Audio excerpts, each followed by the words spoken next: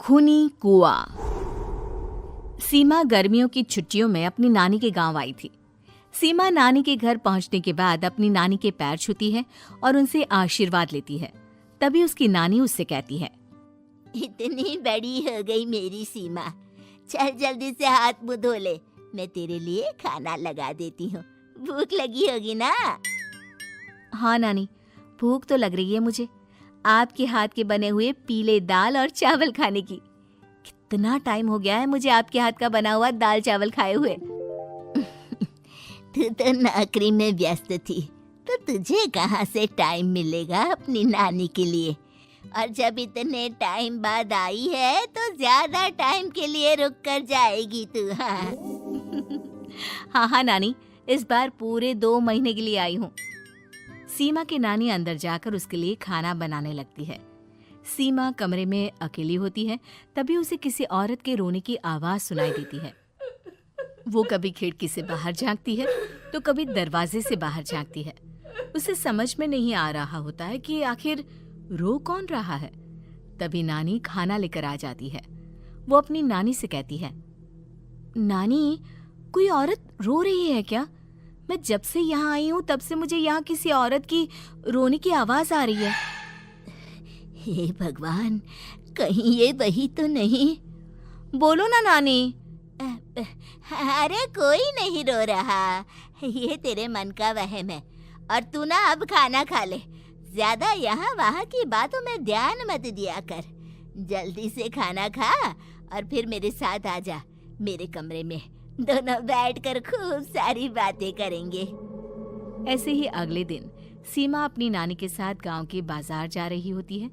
उसी रास्ते में फिर से किसी औरत के रोने की आवाज आती है। वो अपनी नानी से कहती है, अरे नानी, क्या सच में तुम्हें अभी भी किसी औरत की रोने की आवाज नहीं सुनाई दे रही? मुझे किसी औरत की बहुत बुरी तरीके से रोने और चीखने की आवाजें आ रही है।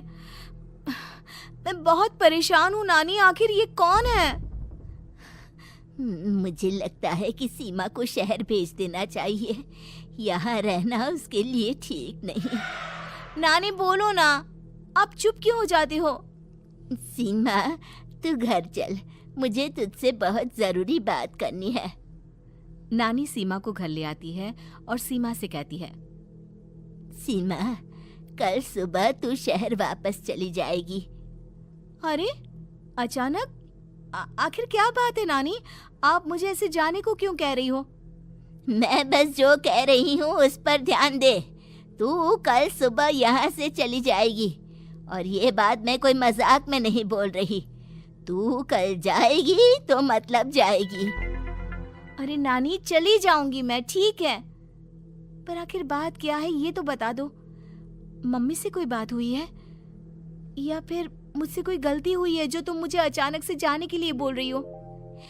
देख सीमा, रात बहुत हो चुकी है और मुझे इस बारे में कोई बात नहीं करनी। चल, अब चल के मेरे साथ सो जा।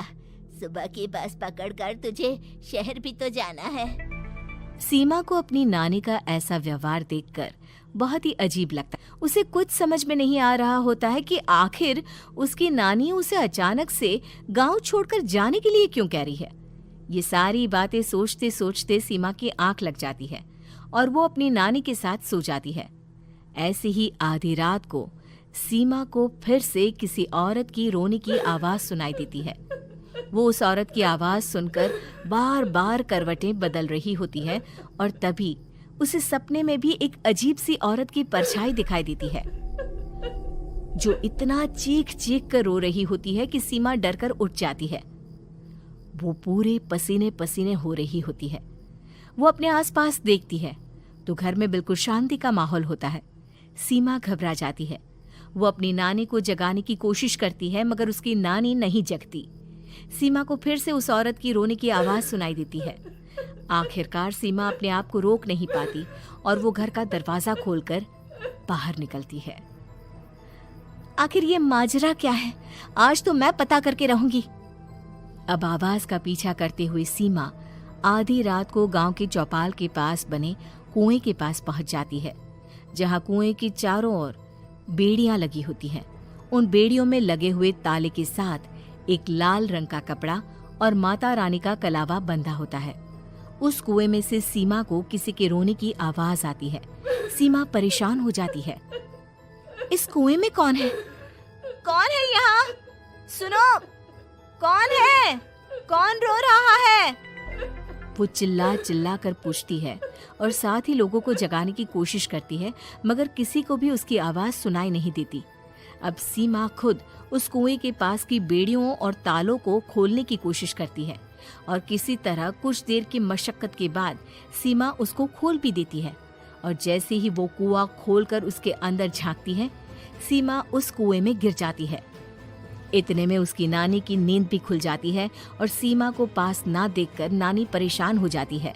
नानी घबराकर पूरे घर में उसे ढूंढने की कोशिश करती है, जिसके बाद उसकी नानी और सभी लोग उस खूनी कुएं के पास जाते हैं और सीमा की नानी कुएं के पास खड़ी होती है।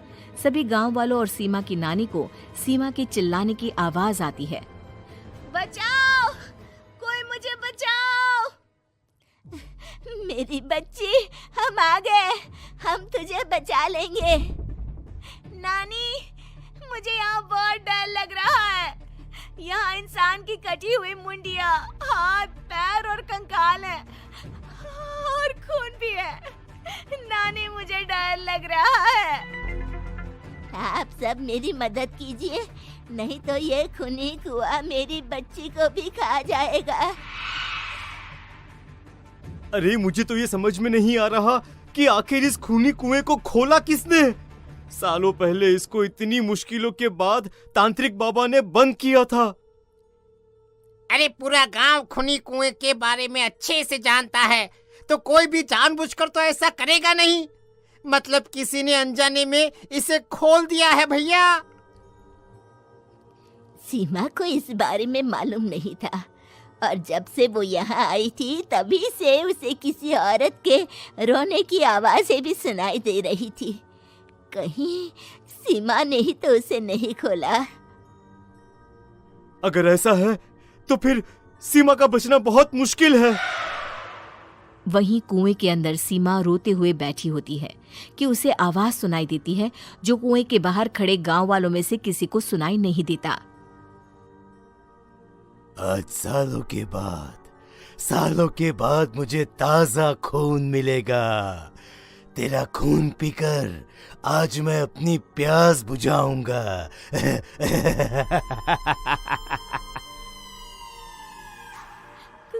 कौन है? मत मारो प्लीज, मुझे जाने दो प्लीज। मैंने किसी का क्या बिगाड़ा है? वो तुझे मरने के बाद पता चल ही जाएगा। जितने में गांव वाले और सीमा की नानी कुछ सोच पाते, उतने में उन्हें सीमा के चिल्लाने की आवाज आती है और अगले ही पल सब शांत हो जाता है। क्या हुआ? सीमा, मेरी बेटी। माफ करना बहन, लेकिन अब सीमा वापस नहीं आएगी। हमें एक बार फिर से कुएं को बंद करना होगा। गांव वाले तभी तांत्रिक को बुला कर लाते हैं।